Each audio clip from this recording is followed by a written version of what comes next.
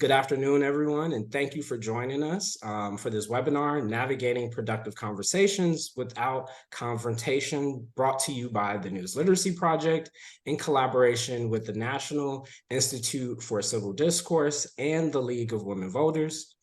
Before we get started, I'd like to ask each of you to complete our brief pre-survey as we introduce the presenters on the program.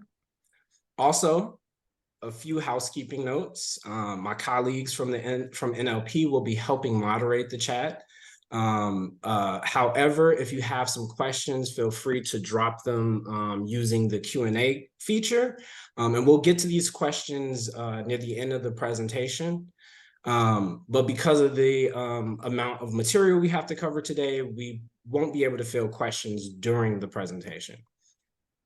So again, my name is DeMario Phipps-Smith. I am the Senior Manager of Community Learning at NLP and the first presenter today. For me personally, I feel that these conversations around misinformation are critical because misinformation is one of the most pressing issues of our time. It not only affects public views on policy, culture, but also the way that we see ourselves in our country. So joining us today for this amazing and timely conversation are two esteemed colleagues that I'm excited to have join us today. Dr. Carolyn Lukensmeyer of the National Institute for Civil Discourse. She is the first ever executive director of the NICD and is an innovator in the field of deliberate democracy, supporting communities all across the country to help them hold more respectful and more civil conversations about the process of democracy. We also have joining with us today, Chelsey Cartwright of the League of Women Voters.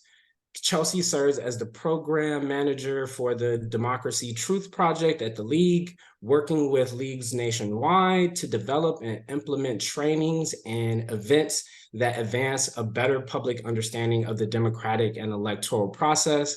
But before we begin, would you all mind sharing a little bit more about yourself and why you believe that having these conversations are important?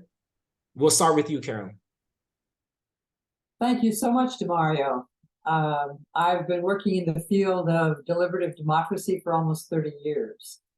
You know, the gift of the U.S. Constitution and Declaration of Independence was it was the first time any group of leaders codified the belief that we, the people, are capable of self-governance.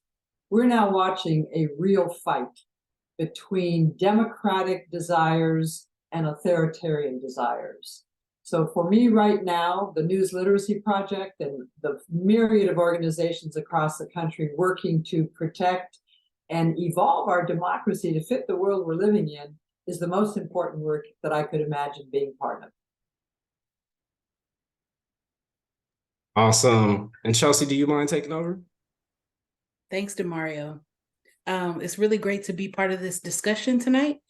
And I agree with my fellow colleagues. I think this conversation around mis and disinformation is timely and relevant as we lay the groundwork for 2024 and moving into that space, but also for the greater landscape of civic education and civic discourse. Having challenging conversations, but knowing tactics and tools on how to navigate them grounds information in democracy and opens up access for folks to be critical thinkers. So I think this information is really important, and it's important to not only share it with you all today, but you get you all to share it among your networks and keep this moving forward as we prepare for 2024 and beyond. I'll kick it back to you, DeMario.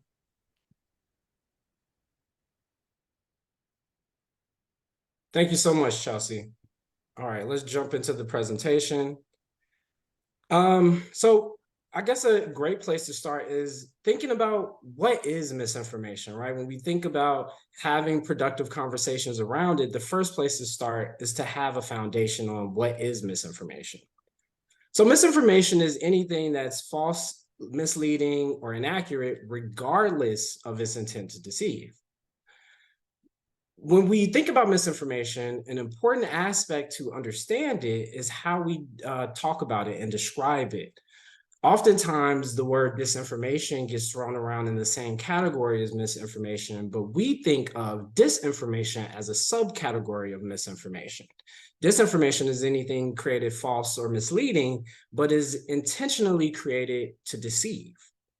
In a majority of most cases of misinformation, it's incredibly hard to know if something was posted to be deceitful. But as we're having discussions of intent, we can have a greater understanding of misinformation and the motivations behind people who use it. So in today's information landscape, misinformation is as pressing of a threat as ever. Nowadays, we see the emergence of technologies like AI and advanced photo manipulation. So today there isn't really a clear line between what's fact and fiction, right? The most convincing pieces of misinformation plays on an element of truth, right? Like today, we might see misinformation in the form of photos that are taken out of context. But this photo, there might be elements of it that are real. Maybe one person in the photo is an actual representation of the image, right? The raw image of the photo. But then there may be other things placed on top of that to make it, inaccurate, to make it misleading and false. But part of it is true, right? And so that's part of the work that fact checkers have to do today, the understanding and helping educate the public on the nuances of misinformation. So as an example of the work that fact checkers do, if you take a look at the top part of the screen, you'll see different evaluation systems used by fact checkers. At PolitiFact, they use the truth-o-meter, which is a rating scale from completely false to mostly false to somewhat false to kind of true to mostly true to completely true, right? It's not just a black and white answer. The second rating scale uses a series of figures, right, to tell you how misleading it is. But all of this work is to show that misinformation is a highly nuanced subject. So as we're on this topic, so why do people fall for misinformation? Well, there's a lot of reasons why. Confirmation bias is a powerful but natural occurring thing that happens to everyone, right? But we have to be aware of it. We all have a tendency to listen and gravitate towards things that that support our worldviews, but we have to be careful of that. Misinformers try to play into that and take advantage of that. And we see them with these tactics. We see a large amount of misinformation prop up and become effective during times when information is lacking because people want to calm their fears and their anxieties towards something. Like you see this a lot during election season or during wars or during a pandemic, to say. And then the last part about believing misinformation is because there's often a strong connection to community, to a sense of community, right? You get into an echo chamber or a filter bubble with people who believe the same things as you, but also work to discredit anyone who might try to enter the group that counters that belief. Misinformation relies on emotional manipulation, right? It's trying to play on your emotions to get you to react emotionally and to minimize your ability to think critically. If you've ever seen misinformation, it probably drew on any one of your emotions. Typically, people usually think of things like anger and fear and sadness, right? The things that are pretty surface level to see. But when we really drill down to it, any emotion could be manipulated, even our sense of curiosity. And a good example of this is if you check your emails. Maybe you are aware of phishing scams. Maybe you've encountered one, right?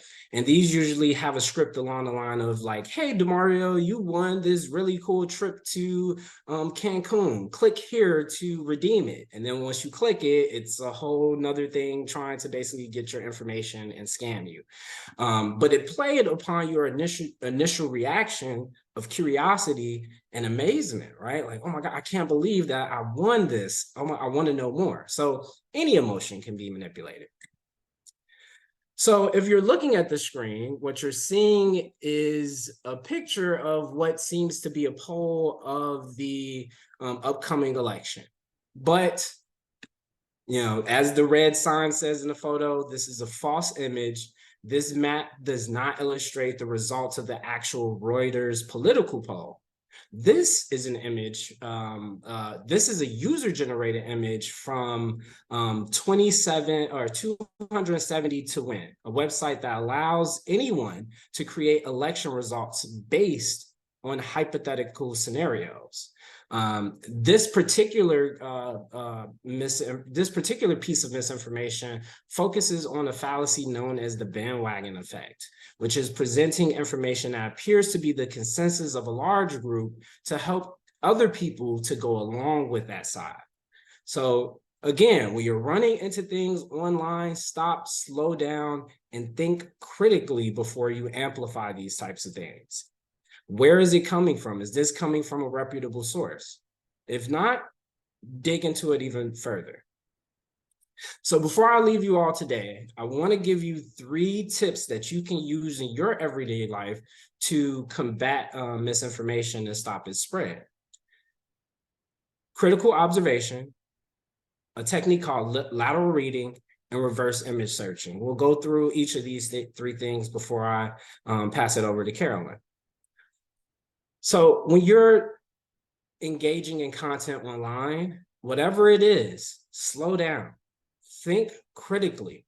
When you're able to think critically about things, it minimizes your emotional response, right? And it helps you plug into critical reasoning and rational reasoning. So that's the key about careful observation. Slow down, think, look at the source, look at your prior knowledge of this event. Use all those things to gauge whether or not something is true. Be critical.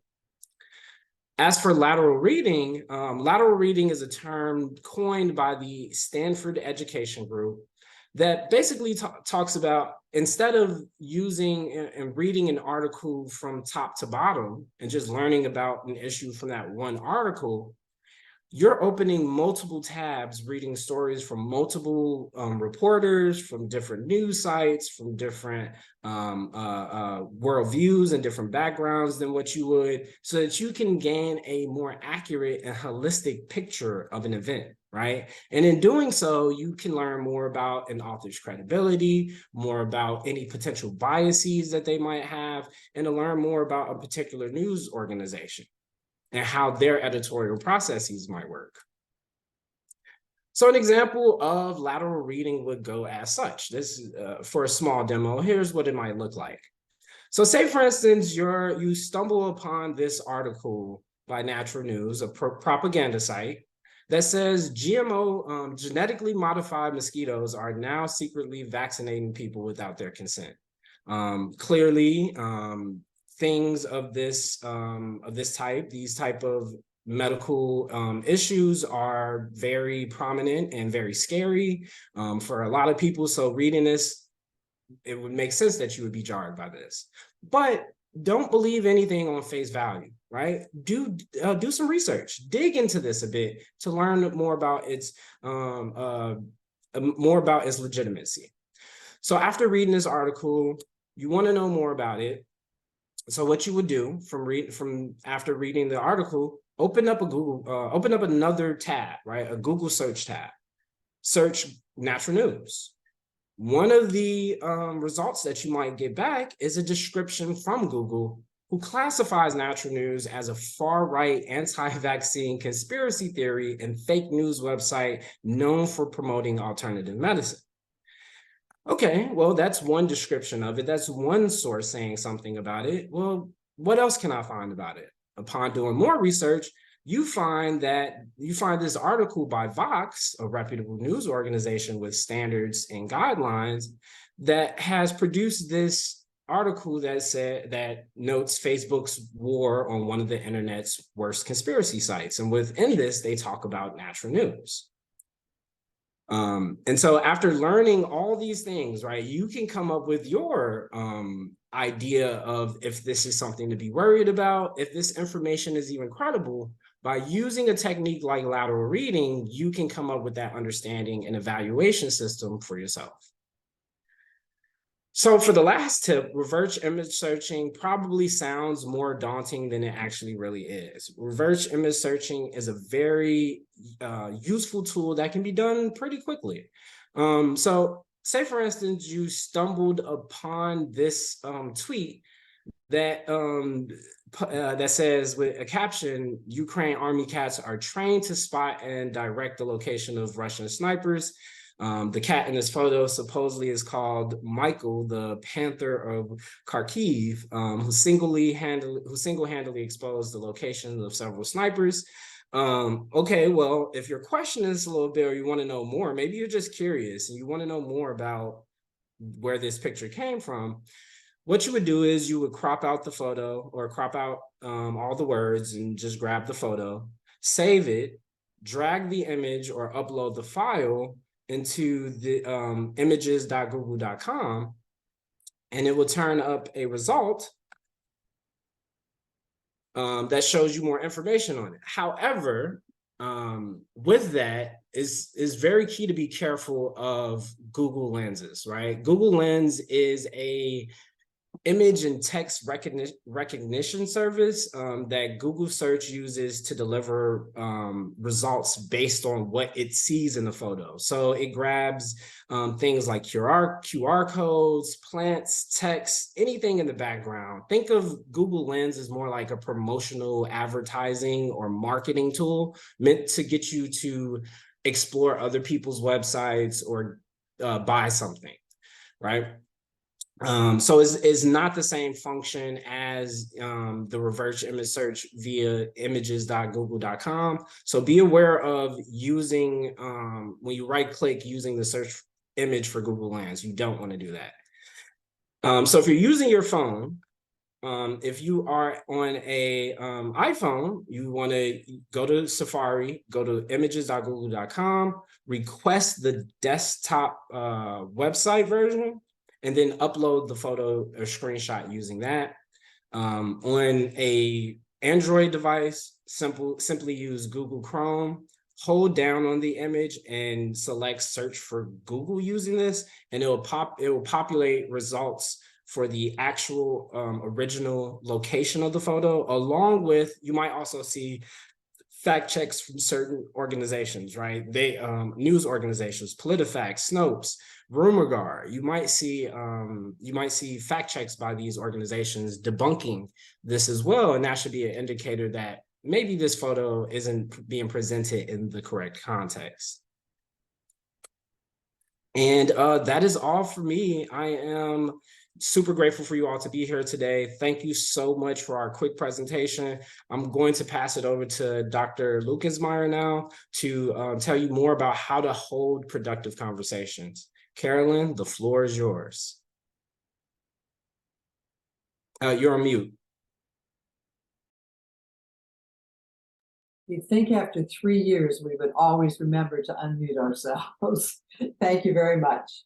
Delighted to be with you all this evening. This topic could not be more important in terms of where we are in our democracy, with the continued threats both institutionally and the culture that we're living in. So I'm going to do 4 things with you. Just a couple of slides about where are we now about misinformation in a polarized environment. What does it mean for our democracy and our relationships? And just like DeMario did such a great job on some tips about how to figure out if something is factual, I'll do that about engaging our differences productively. And then the most important part of my time with you is really to focus on ways that you can engage people in your own spheres of influence. Just a couple of quick notes on where we are now. 86% of voters say that our democracy faces serious threats. And people, frankly, wherever they are in the political continuum, right, left, center, have high percentages of feeling like democracy is under a serious threat. Nearly 50% believe that increased access to trusted news and information is one of the ways to improve our democracy. Actually, I got a surprise this morning just reading the Washington Post. Alexa, which many of us have in our homes, is still today putting out misinformation about the 2020 election. If you ask Alexa certain questions about 2020, Alexa will tell you that, in fact, it was a fraudulent election. That is a serious threat to our democracy. So let's look specifically at why can we understand why Americans are so angry with each other. And when we actually, in all kinds of situations, the data shows that we actually agree about so much. First is a perception gap. Actually, the public thinks the difference between the average Democrat and the average Republican on issues is twice as large as it actually is, whether that's the border issues, whether even gun control. So part of it is we've been carefully taught to believe a perception that we don't even have data to support. A second really critical thing that's been going on now for really 30 plus years is a kind of social sorting, whether it's urban, rural, religion, race, or party ID. We've sorted ourselves into groups, including the big sort in terms of our housing patterns. So we're more likely to only engage with people who think like we do, who reaffirm both things that are real that we believe, but unfortunately, things that are actually just misperceptions. So what does this mean for our politics? Well, it actually means we're in a pretty vicious cycle. We continue to be on a downward spiral of fractured trust. We don't trust the institutions of democracy. And frankly, as of about 8 years ago, we stopped trusting each other. For the first time in national surveys, it fell below 50% whether I actually believe you will do what you say you will do. Also, the way our media is fractured, that has led us to be more and more susceptible to both misinformation and disinformation. And frankly, unfortunately, it means we have a lot of fractured relationships in our homes, in our faith-based organizations, and even where we work. So a primary message from me about how to engage in these difficult discussions, we have to understand that the starting point is to rebuild trust. You can't just jump in to where we are on the border policy. We need to create the circumstances in which we have a larger zone of a willingness to really open our hearts and minds and listen to one another. So I'm going to talk to you about rebuilding trust in 3 arenas. First, personally, then interpersonally, and then institutionally. So how are we going to build some new civic habits or re-strengthen our civic muscle? I want to ask you, in your time, maybe over the weekend, to do an inventory of your own relationships. Where do you know that you have replaced trust with other people in your circle? You've replaced trust with judgment. Secondly, I want to ask you to inventory your own current level of trust with our democratic institutions. You know, the one we just watched be in a free fall in terms of national survey data is the Supreme Court. That's really been unheard of since the Civil War.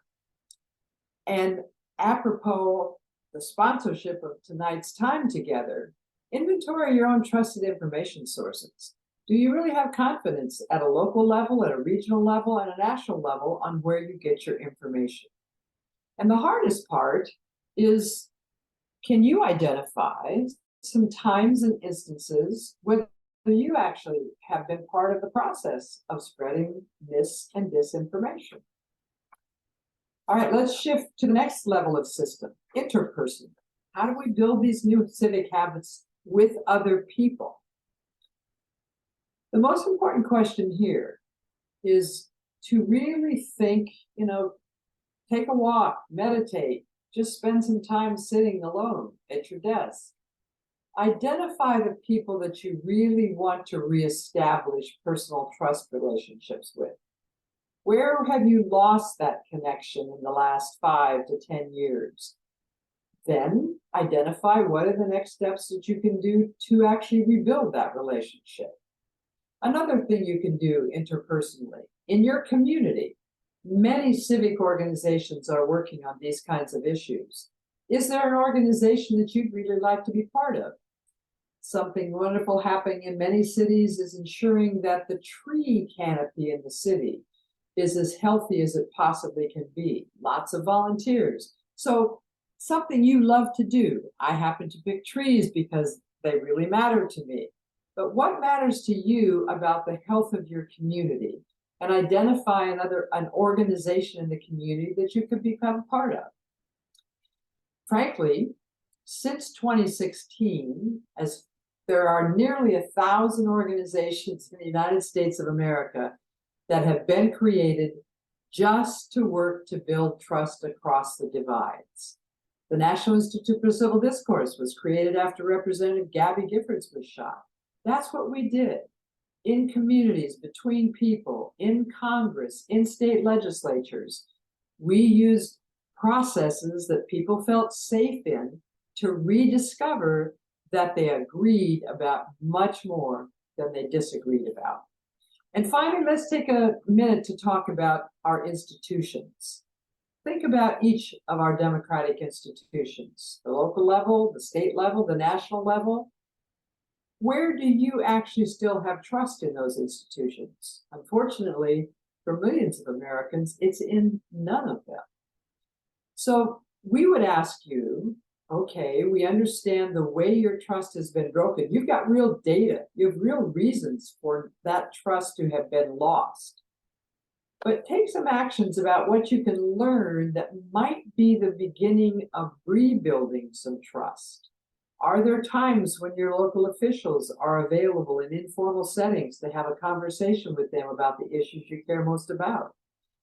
Could you take a moment to even look at Congress, which we know is profoundly dysfunctional, but there's been a committee for the modernization of Congress that's worked since 2018 that has developed more than 100 recommendations for how Congress could actually work better together. Then, what lots of us need to think about doing, given the threats that happened in 2020 and the way people feel fear about even being involved in the election process, think about whether you might be interested in returning to the most basic practice in our democracy: voting. Work the polls, observe the elections, tell the story of what you see. What I know in my own neighborhood, where I voted in the same place for 27 years, many of us see each other only at the time of elections. And the fact that we are there again already creates a climate of, this is a place that people need to be safe. And all of us as American citizens can help ensure that safety. Let me now talk a little bit more about building trust through our relationships. In that review that I asked you to do a few minutes ago, most important question, is this relationship important to me? And if you answer yes, then I want to leave 3 things. Listening is the most powerful tool we have to regain trust. Listening with an open mind, listening with an open heart. Listening does not require you to agree with the person that you're listening to, but each of us as human beings have an enormous need to be heard and to be understood about why we hold the beliefs we hold.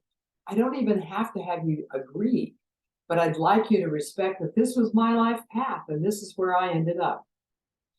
Focus on learning and sharing. If you're thinking about rebuilding trust with someone you care about, don't enter that conversation as a debate. And for goodness sakes, leave before you get in the room the ways you want to convince them to think what you think.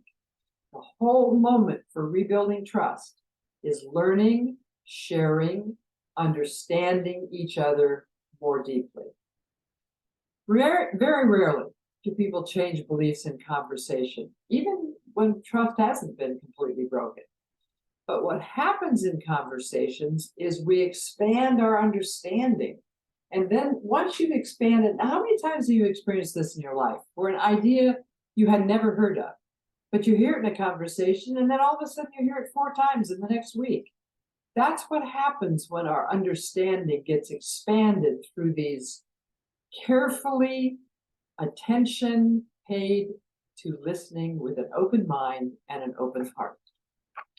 So a couple of things to support you strengthening those relationships. I've already spent a lot of time on generous listening.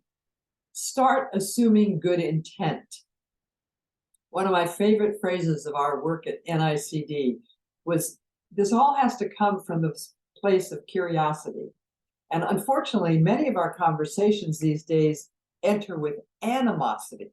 So our kind of mantra was curiosity, not animosity. Ensure that as you engage, the entire experience is done respectfully. And for sure, stay in touch with humility. This is a tough time. People's lives are really, really challenged. They're challenged economically, they're challenged morally. It requires some humility to enter these conversations to rebuild trust. A few more practical tips. Ask thoughtful questions. And particularly, if you feel yourself triggered by something someone has said, and you want to put in a fact about climate change, or you want to put in a fact about the border, don't do that. Ask another question. Where'd you get that information? What led you to believe this? Your goal is to understand, not to convince or persuade. And any time that you can share a personal story, particularly a personal story with some vulnerability, that's where we connect with each other as human beings. We all know when we're vulnerable ourselves, but rarely do we have enough safety to enter the conversation willing to share that vulnerability with someone who we have lost trust with. If you can take that step, I guarantee you, you're on the road to reestablishing that relationship. Okay, a couple of other tips. Be quick to acknowledge areas of agreement. And in fact, if you make some progress, but then you can see it's kind of headed in the wrong direction, the better part of wisdom is to end the conversation rather than to try to push through the difficulty. Be certain to express your appreciation for having had the conversation. Now, as I said when I started, the next slide, to me, is the most important thing I'm going to share with you. Right now in the United States of America, the best defense we have for our democracy is we the people. We as individuals and we collectively. What relationships do I have that I want to repair and rebuild? We're all in many circles of influence. Most of us don't think of ourselves as very powerful, but spend a little time after this webinar just jotting on a piece of paper my influence in my family, my influence in my faith, my influence at my place of work, my influence in my neighborhood, my influence in my birding club, whatever it may be. Jot those down. All of us are in more spheres of influence than we actually usually think of.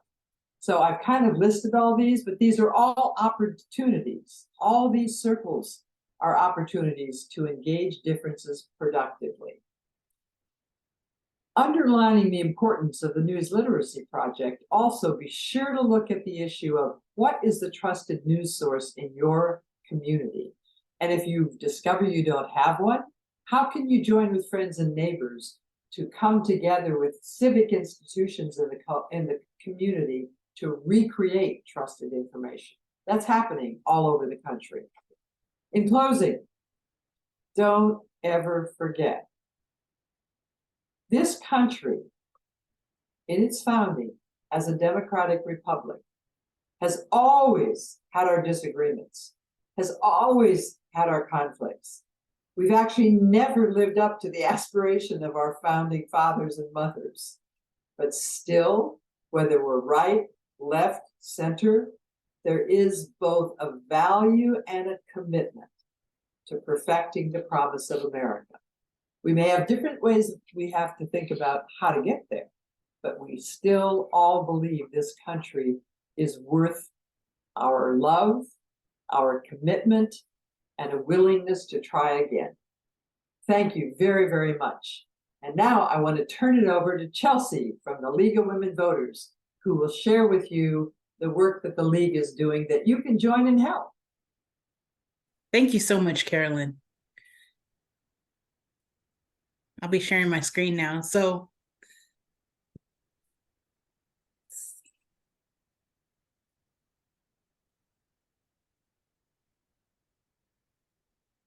okay. So to start off, we'll talk a little bit about combating mis and disinformation each and every day, because this is something that impacts our lives day in and day out. So it's important that we cultivate the tools necessary to be able to navigate this space. So first, employing the method of sifting. Stop investigating the source, finding better coverage, and tracing the claims, quotes, and media back to the original context. A lot of times, mis and disinformation can come in outdated information. And so understanding to pause and reflect on when the story was published, how best to investigate the context of the matter, and tracing it all back to the original source is very important. And another way we can be mindful about combating mis and disinformation is cultivating meaningful dialogue among your spheres of influence, as Carolyn mentioned. We're all part of our personal and professional networks, and we all hold agency there. So understanding how to set the tone for those conversations is super important, and making sure they're centered in transparency, truth, and mutual understanding and respect. And then empowering civic curiosity, staying rooted in civic engagement and civic education to be able to stay connected to what's happening on a local level. The more we are aware of mis and disinformation, the better prepared we are to call it out and share with others. So staying aware of what's happening equips us better to be able to respond and not react. So again, when we address mis and dis, understanding that we want to neutralize the situation. In order to neutralize mis and disinfo, we want to uphold narratives that encourage folks to use their power and agency to push back on the information, taking a stand to better understand that this affects a variety of people, and understanding that neutralizing the mis and disinfo creates a mechanism for it to stop and not to be multiplied and amplified. And so paying close attention to over-exaggerated language and sensationalism, grammar, and the way words are placed in headlines and throughout the context of articles is really important to pay close attention to, because those could be things that try and draw your attention in, and could be red flags when it comes to mis and disinfo. And when spotting this mis and disinfo, it's important to flag this content on social media platforms. It's important to know that many social media platforms are scaling back their reporting efforts, which is very unfortunate when it comes to reporting mis and disinfo on the platforms. But that doesn't mean that we still have to do our due diligence and flag this content when it comes across our platforms, and acting with intention, just staying alert and staying at the ready to know when this information is coming across your radar, and that better equips you to be able to take a stance and push back. So now we'll speak a little bit about some foundational do's and don'ts of mis and disinformation. As I mentioned earlier, we want to pause and reflect before responding. Not reacting immediately, just taking a few beats to understand, okay, where's this coming from? How does this impact me? Where's the ways in which we can identify the truth or the conflict of truth within the context? And verifying information before sharing it. This is super important because you're able to ensure that the message is accurate, actionable, and aspirational. So understanding that you might want to take a few beats to verify the information, make sure it's accurate before hitting that share button is really important, because bad actors of mis and disinformation, they want us to amplify that information. And oftentimes the information starts within an echo chamber. So disrupting that cycle is really important. And then finally, focus your efforts on solution building. Don't start off from a defensive or angry persona, but focus on furthering the efforts down the line, on building solutions and building a pathway to navigating this space that can help yourself and others be aware of the information. A few more do's and don'ts. Read the story and read the story and the headline fully, but also read beyond the headline. I know sometimes paywalls are very hard to navigate around, but understanding to read beyond that headline, get more details of what the context is. Conduct a quick fact check. See if everything aligns. Is there alignment within the information? Is there accuracy within the information? And can those facts be verified? In addition, researching the source and the source's source is truly important too. Understanding where our news comes from. And shout out to our partners at the News Literacy Project for baking this into the foundation of the work that they do. But understanding where your news comes from and digging deeper to get more context and information. And seek that balance in the points of views you're consuming. You shouldn't be getting all your news just from one outlet. Make sure that you have a wide variety, a menu of options to seek that balance in the point of views that you're consuming as news, as the news comes to you.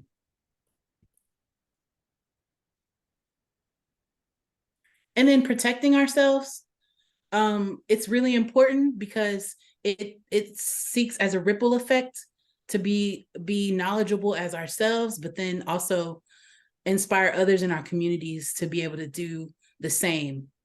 So following that diverse range of news sources and perspectives will elevate the amount of news that you consume, and you can be better discerners of truth and of what's fact and how best to sift through kind of the white noise of everything else. But don't limit yourself to a small number of like-minded sources, but seek out the well-balanced viewpoints and read broadly. Make sure that you're getting a diverse menu of local news and along with state and national news. But it's important, as we know, to be plugged into local news because it's closer to your community. You're able to get more on the ground coverage. And, as DeMario mentioned earlier, keep your guard up when you're consuming your news. Just, be a critical thinker.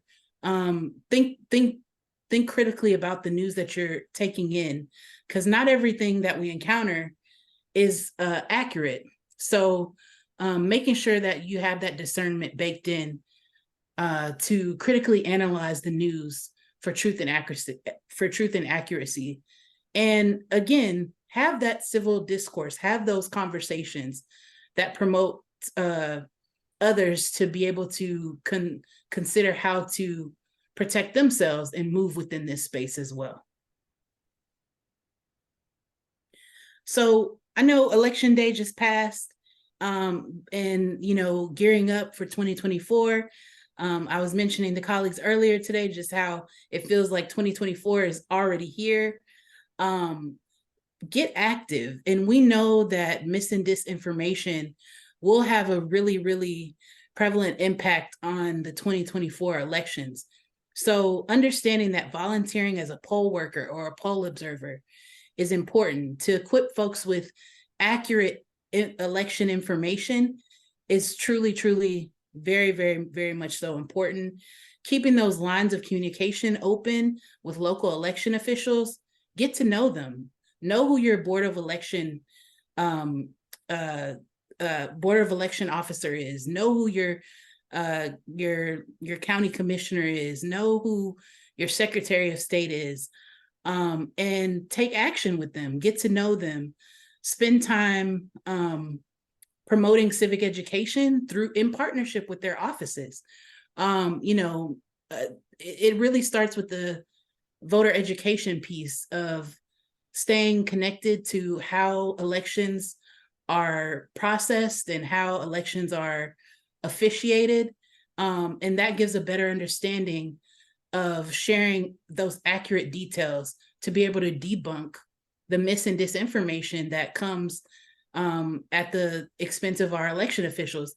NPR published an article about a month ago about how across the country, particularly in places like Nevada and Arizona, election officials are resigning at very high rates. So understanding that having an active role with your local election officials makes a difference. And then finally, host or attend candidate forums or debates. Know the issues and know the candidates that will be important as part of the landscape for elections. And in order to combat this mis and disinformation during elections and avoid information gaps, so as I was saying, getting that information from your local election official is the best place.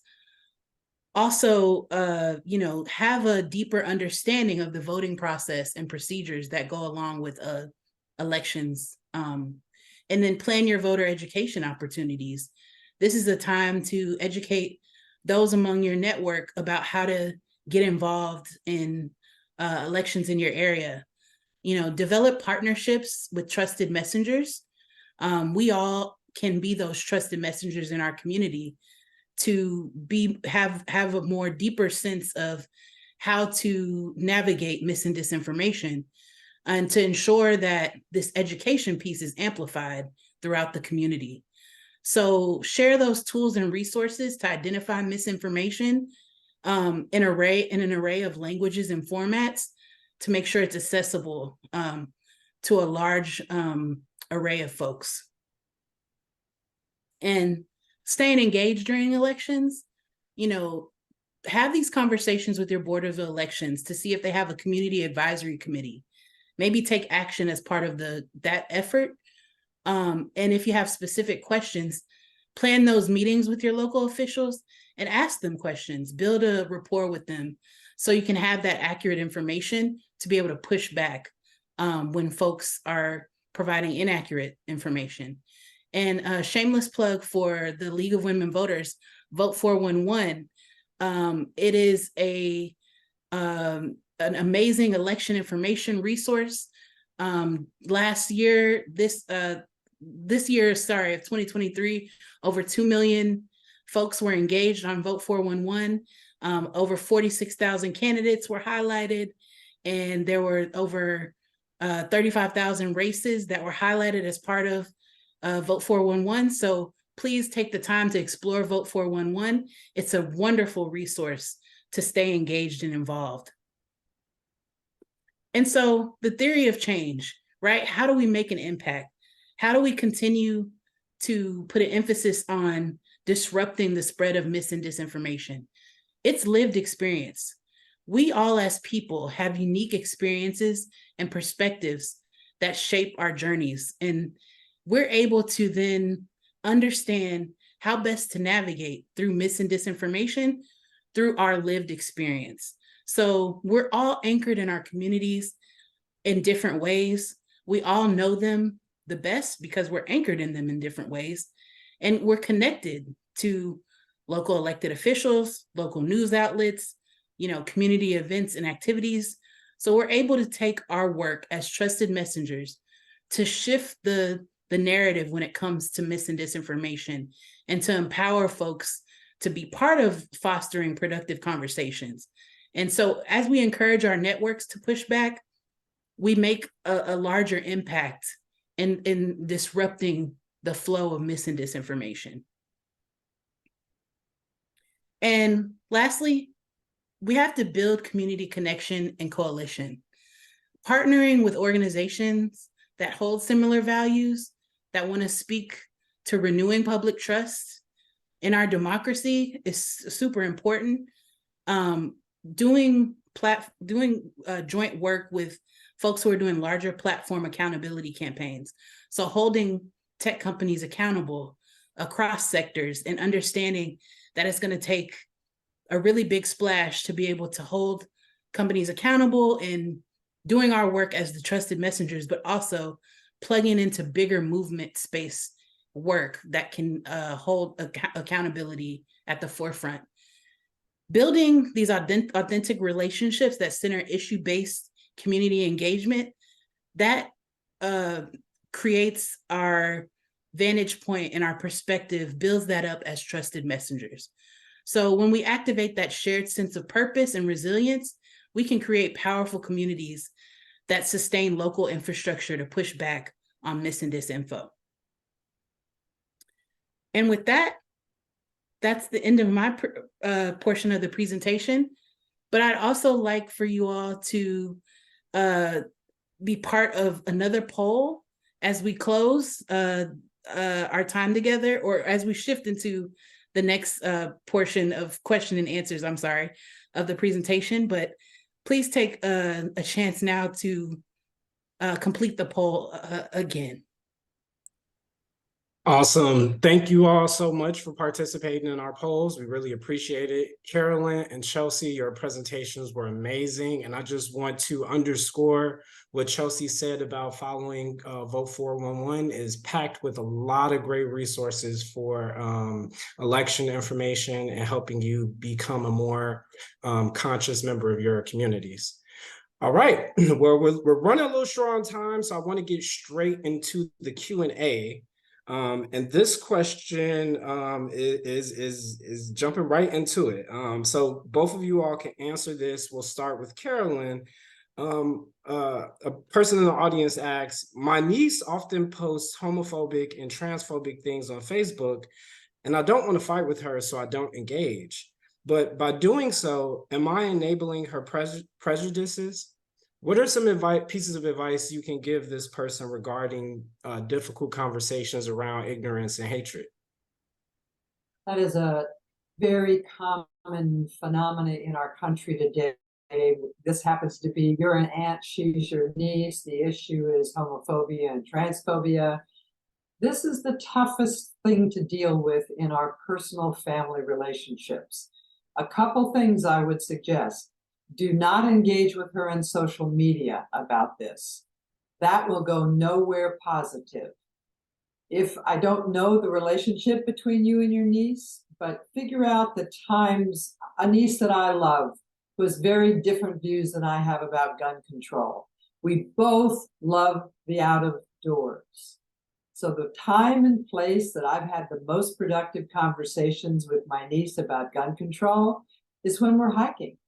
Is when we're out oohing and awing about the fabulous, glorious leaves this fall. And again, I started not trying to convince her to change her opinion, but I try to draw her out about what happened to her in her life. What are the instances in which she sees that she thinks it's okay for ordinary people to buy AR-15s, as an example. I think the same thing with homophobia and transphobia. Learn as much as you can about what's happened to your niece in her short life that has put her in the position of not only holding these views, but spewing about them on social media. I hope that helps a little bit. I know it's a really tough situation. Thank you for that, Carolyn. Chelsey, do you have anything you might want to add? I agree with Carolyn.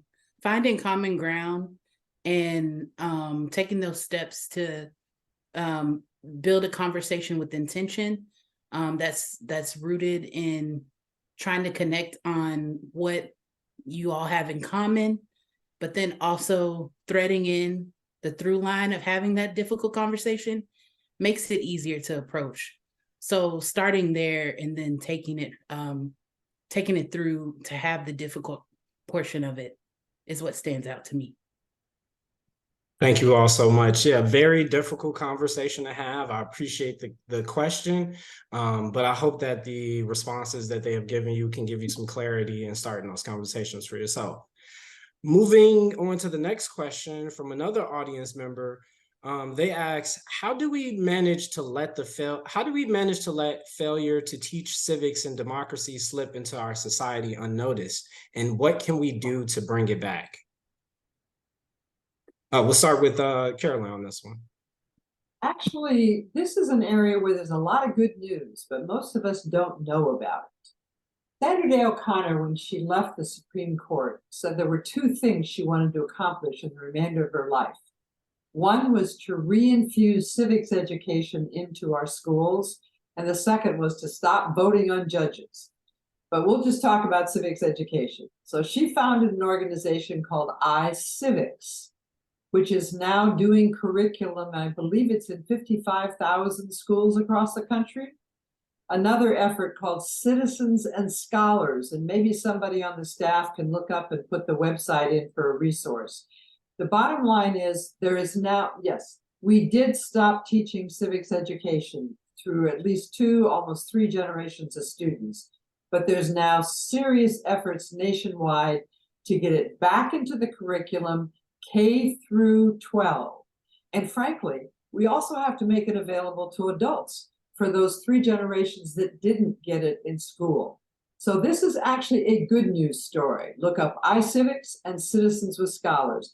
They even got a congressional appropriation for federal money to support reintroducing civics education in our schools.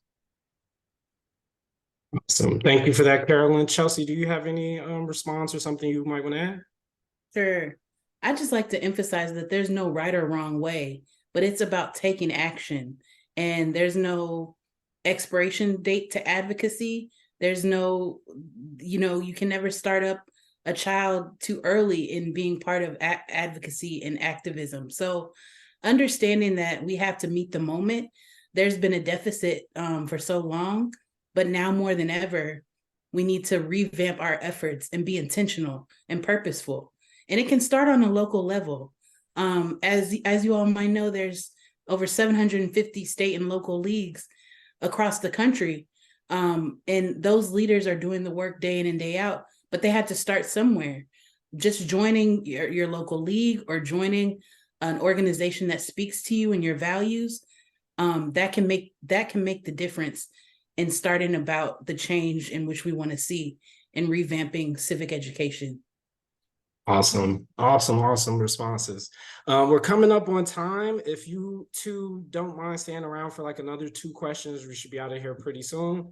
But this one, we'll start with Chelsey. An audience member asks, what is the power of personal stories, right? When you're thinking about vulnerability, and how can we use personal stories to help us prepare ahead of time for a hard conversation? That's a great question. Because I do think personal stories and the foundation of storytelling on a personal level is very important in the advocacy space and for having these difficult conversations. So understanding, like what I mentioned about being a trusted messenger, understanding that we all play a role in our communities. We play an active role in the spaces that we occupy. So taking inventory of all the things that we embody, all the identities we embody, the intersectionality, the importance of having those at the fore when having these critical conversations is important to the way in which we navigate them and the ways in which we can create that bond to say, okay, maybe we have this in common and we can start there. So taking inventory of those pieces and moving in that space is what speaks to me in trying to navigate these with a sense of purpose and intention. Absolutely. And before we get into Carolyn's response, I just wanted to add that as a journalist, when I'm telling people about the job and about the work, I often lean on my experiences that I've had coming up in the industry to explain complicated things like how bias works in the media, or how credibility works, and how you can find ethics in the work. So having that personal touch can really add a level of relativity when you're having these conversations, and it makes it easier to talk to people. Carolyn, do you have any responses for people who, or can you speak to the power of using your personal stories to hold hard conversations? You know, one of the things we haven't talked about yet is we're living in a time where the differences between generations are really exacerbated. That happened in the 60s when young people were completely overthrowing authorities. It's happening again now when young people are entering the world with a comfort with technology, with an expectation of immediate response that's totally different than those of us who are in our 60s and 70s. So I would just add stories that are intergenerational and stories that cut across the generations. I've Yep. seen people tearing up, hugging, just the recognition, oh my God, we really do have similar things in our lives. We really do have similar things in our lives. Awesome. And on our last question, I think this is a good place to end. This one is for Carolyn. Regarding your presentation, a lot of people loved your presentation, and we got a couple of comments about this, but is there research that demonstrates the effectiveness of the techniques that you describe, and where can people learn more from an academic perspective about civil discourse? It's a great question. I think we've put a few things in the chat already that are good resources about how to do it. But in terms of the academic research supporting that it really does work, I'd recommend Jonathan Haidt, H-A-I-D-T.